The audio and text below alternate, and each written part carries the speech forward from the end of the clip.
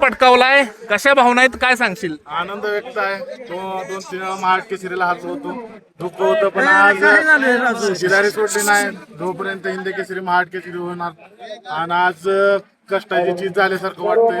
हिंद केसरीची गाथा मिळालेली आहे. अवघ्या 15 सेकंदात हा खेळ आटोपला गेला. खरं तर त्याच्यात दुखापत झाली. काय हे खेळामध्ये या गोष्टी होत असतात, पण काय वाटतं एकूण हा खेळ 15 अजून रंगायला हवा होता? काय वाटतं? नक्की कुस्ती व्हायला पाहिजे होती, पण जाणून बुजून नाही. पण डाव करताना ते हाताला लागल्यामुळे दुखापतीमुळे कुस्ती निमित्त झाली. पण आनंद वाटतो, कारण एवढे वर्षाचं कष्ट आहे. मागच्या वर्षी सुद्धा महाराष्ट्र केसरीची तुम्हाला हुल बसली होती, पण या वर्षी तुम्ही आता हिंद केसरी पटकावलाय.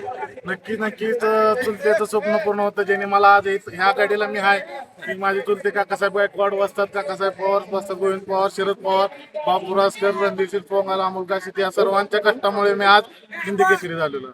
बस.